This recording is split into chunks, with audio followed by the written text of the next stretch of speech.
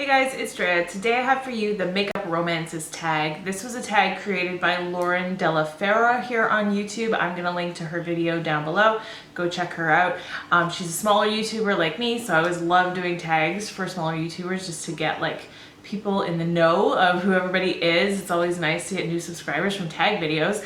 So I saw her do this tag a while back and I thought it was brilliant. It's been on my list of things to do for a while. I love this tag. I think it's so flippin' fun. There's kind of a trend going around of putting like superlatives on makeup, but this is a little bit different. This is more about like your relationship status with makeup. So you'll see when we get into it. This is not just any one category of makeup. I think it would be fun to do like just eyeshadow palettes or something, but this is like my whole collection. Okay, I'm just gonna jump into it because it's kind of hard to explain until you do. So the first one is the one you're in a committed relationship with. You guys, those of you that have been here since the beginning, this is no surprise. But that's why it's a committed relationship. This is my holy grail favorite foundation of all time, no questions asked. The Smashbox Studio Skin 15-Hour Wear Hydrating Foundation. I used to be the shade 1.2, but that's more my winter shade, and I purchased a shade just for summer, which is shade 2.1, which is the one I'm wearing today. I flippin' love this foundation. That's like the second time I've said flippin', isn't it? What's up with me today? It's like I want to drop the F-bomb, but I don't. I don't know. Oh, you know what it is? Here. Do you remember the days when I used to drink iced coffee all the time and how hyper I used to get? Here we are. We're back in like last summer mode. Okay, this foundation is so amazing, especially if you have oily skin, which is funny because it does say it's a hydrating foundation. But this foundation lasts all day long. So from morning to night. I do have to blot my skin here and there, but as long as I blot, my foundation is gonna look exactly the same at night as it does when I put it on in the morning. The proof is really in the pudding here. This is my third bottle of this. And I have an extensive makeup collection. I have lots of foundations. I've gone through lots of foundations in my time. And the fact that this is like, I think there's only one other foundation that I've ever repurchased, and that's the e.l.f. Flawless Finish one. But this is the only foundation that I have like used up multiples of. So that just says something. I love how the finish looks very natural. It's still like your skin. It's kind of more of a medium-ish coverage. But it's still perfecting. So I really love it. It feels great. It doesn't feel like you're wearing like cakey makeup all day. It works so well. So the next one is the one that you're in the honeymoon phase with. When I think about honeymoon phase, I think about it's the beginning of something long term. So it's not something that just feels like really new and fresh. It's something that you've committed to, but it's still kind of new. But it's gonna last you a long time. You know you're gonna be with us for a long time. So that's how I view the honeymoon phase. And this guy right here is my new marriage. This is the Hourglass Veil Translucent Setting Powder. This is bomb. This is so good, especially if you have aging under eye skin, which I do. I have lots of fine lines down there that are getting less and less fine over the years. And I just feel like this is very perfecting. I need only the thinnest layer of this. Like you guys, you know, remember how I used to bake constantly? I was always baking with tons of powder under my eyes. I really don't do that anymore. Now I just put the thinnest layer of this and I am good all day, and I don't get any creasing. I don't get any like real dryness looking. I feel like it kind of blurs the fine lines a little bit. It's not like a magic powder. It's not like gonna get rid of them altogether, but I feel like it slightly blurs. But more so for me, I just want it to set. I want my under eye to feel smooth, to maintain whatever hydration is under there for my eye cream. You know, I don't want it to get super dried out because especially if you're wearing makeup for a long work day, the drier you start out, you know the drier you're gonna get throughout the day, right? So anyway, I love this. It is pricey, but I feel like it's worth it and I feel like it's going to last forever. I like the little stopper mechanism because literally what I do is I just turn it over one time and that's like enough for me to do my under eyes. Okay, the next one is the one that you friend zoned. This was an interesting one because, you know, like over the years, I've decluttered a lot of stuff. And when I think about friend zone, I think about something that, I don't know, is it something that you like really loved? Or is it just something that you kind of moved aside and never really loved? I'm not really sure because I'm not up with the hip speak of the kids. How I'm viewing this is something that I kind of liked, never really loved, and then kind of fell out of like with. So this is all Becca highlighters. I remember back when I started watching YouTube, which was about a half a year before I started my channel, so about 4 years ago, Becca highlighters were everywhere. They were all the rage. Every time you saw a beauty guru do like a room tour or like a collection video, she had like every single Becca highlighter. It was just the thing. So I started collecting Becca highlighters. I know I had Opal at one point. I had Moonstone, which I passed on to a friend. I don't know if I had more than that. I feel like I probably did, but I also had Champagne Pop. Champagne Pop is the only one that I've kept. And it really is my most favorite out of all the ones I've ever tried. You can tell there's lots of pan on it. And I still do like this. I definitely don't love it how I used to. I use this sometimes, not all the time. It's pretty, but I decluttered all my other Becca highlights. I lost the hype, or I don't know if I ever bought into the hype. I don't even know. I just fell out of love with them. So they are totally friend-zoned. The next one is the one that got away. I viewed this a couple ways. It could have been something that like I really wanted but never purchased. But then I got thinking, you know what? When I think about the one that got away, it's like something that I really, really, really loved, and now I can't have it. And that is a lipstick that's been discontinued. And if you know me, you know what I'm gonna say. Too Faced used to make a line of lipsticks called the Creme lipsticks. And the one shade in there that I loved was called Spice Spice Baby. Again, I never use up lipsticks. I used up 2 full tubes of that. It was my perfect Your Lips But Better shade. Absolutely perfect, lived in my purse, loved that lipstick. And not only was it a great color, it was a fantastic formula. I wish that they still had that formula. They were so moisturizing and comfortable, but they had a lot of pigment to them. They just looked so pouty and juicy on the lips, and I loved that lipstick so much. And yeah, I'm still kind of looking for a dupe, but even if I find a color dupe, I'm sure I won't find a formula dupe. So it's really sad that I can't have that one. So that's definitely the one that got away. So when I made this list the other day, the next one is the one you're currently crushing on. I wrote this palette down and then I bought it yesterday. So I don't know if I should like redo this question, but the one I'm currently crushing on is the Melt Impulsive palette. And I was at Sephora yesterday and I was able to swatch it, and it got me. It got me good. This is the box it comes in, which I'm gonna keep. This box is so cool. I don't even know who all these girls are, but I love it. It's like total, like, it looks like girls supporting girls kind of thing. And then the actual palette itself is like super cool because look, inside, it's kind of like stacked. Do you see that? And then on either side, one side is all warm tones and one side is all cool tones. I don't know if it's all warm tones because these are greens, but this is definitely a cool tone side. You definitely have warmth up here. This is more like a fall palette on this side, and then this side is kind of like a wintry palette, if I was going to say.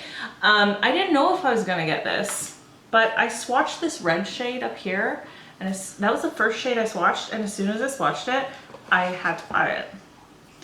This is the shade called Go Getter. This is so pretty.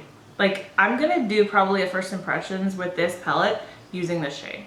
So I don't know if I should do another, like, what I'm crushing on. I'm still crushing on this one because I haven't used it yet. I literally just bought it, but it's so pretty. The next one is the one that broke your heart. This one actually legitimately did kind of break my heart because I saw pictures of this palette, and you know, like when you see pictures on Instagram and it's like a new palette and you're like, oh, that looks cool, like, wow. But this one, I knew I loved this color story so hard, and I set an immediate, like, it was on Sephora's website but not in stock, so I set like an immediate email reminder, and I was like, the minute this comes out, I'm getting it. So this is the Dominique Cosmetics Berries and Cream palette. This is a super disappointing palette to me.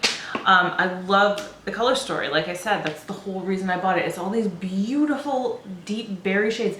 Like when they say berries and cream, they nailed the color story. The berry shades, the creamy shades, it's so perfect. The formula effing sucks. It really does. It's so powdery.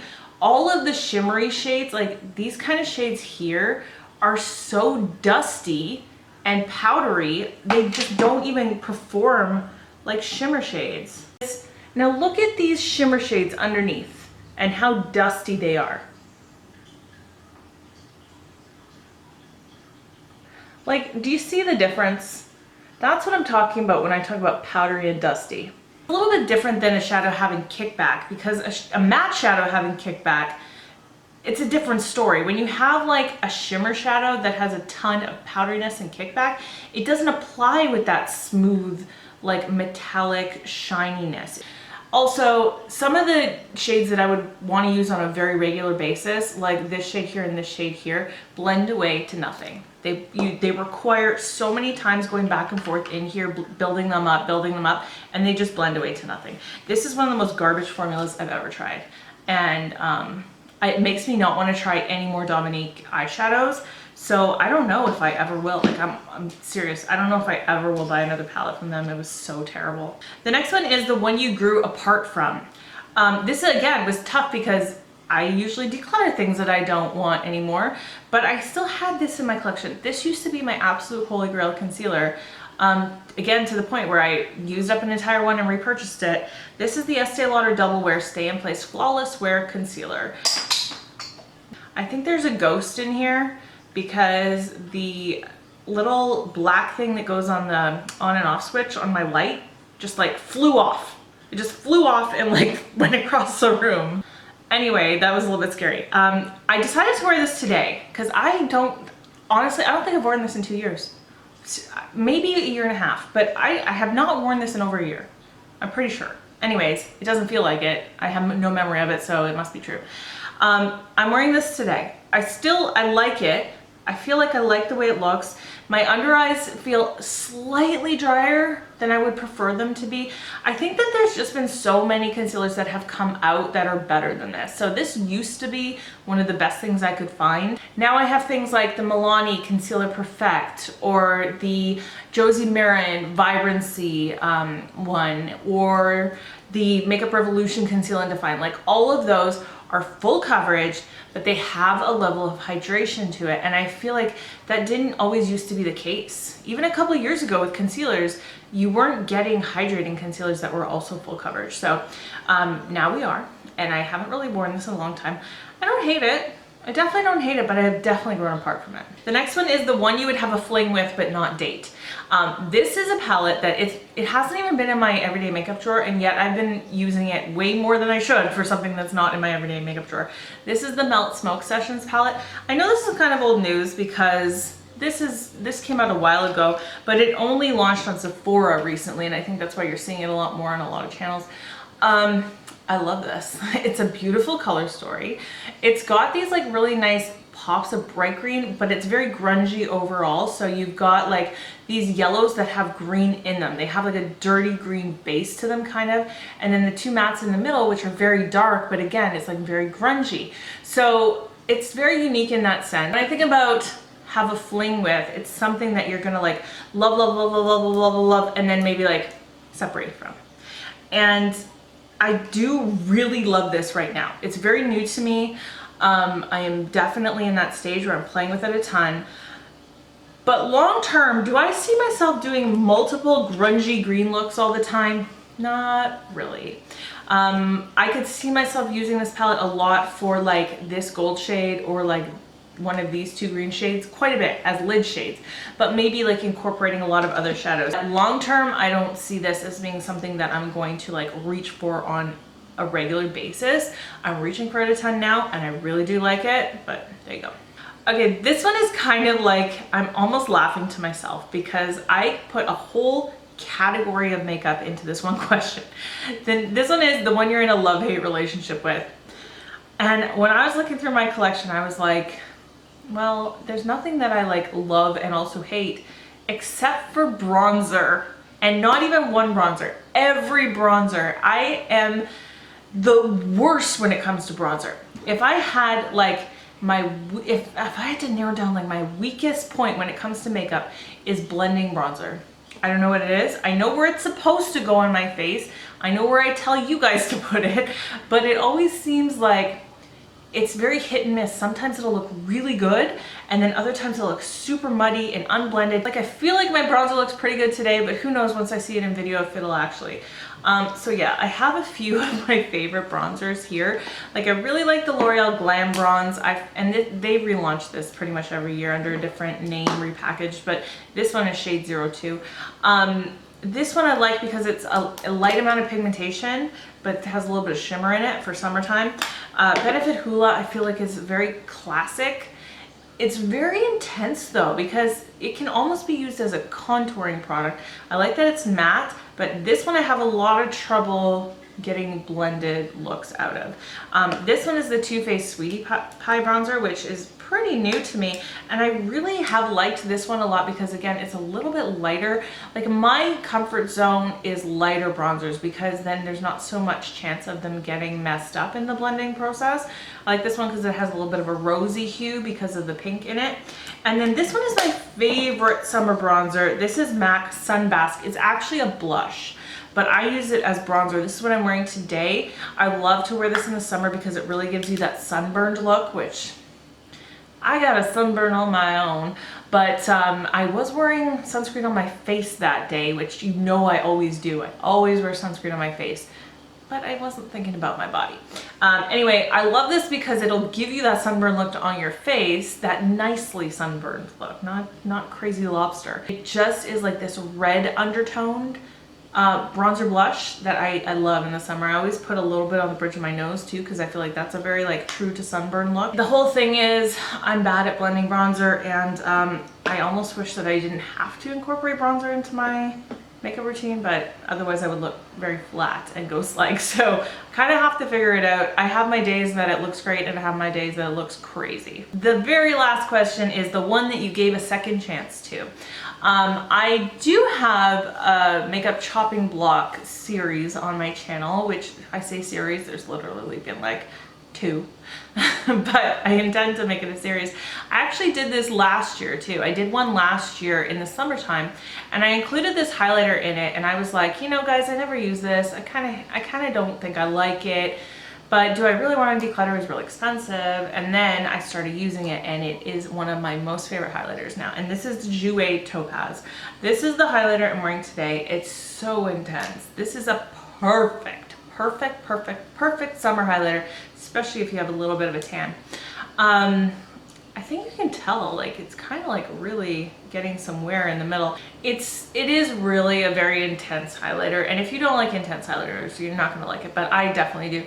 And I especially love this in the sunshine. And I know I keep saying that with this highlighter and you've never seen it because I am never like in direct sunlight in my videos, but it just looks amazing in like your rear view mirror, you know, like when you catch a glimpse of yourself. That's exactly how I fell in love with it. I had the little flip down and I had the mirror and I was like, holy, look at that highlight.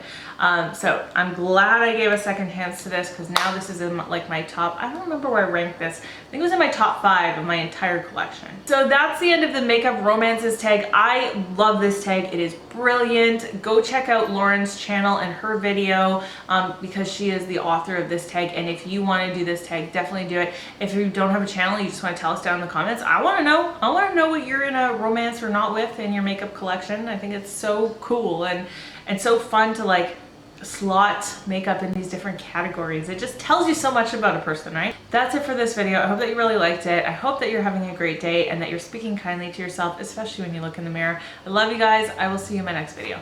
Bye.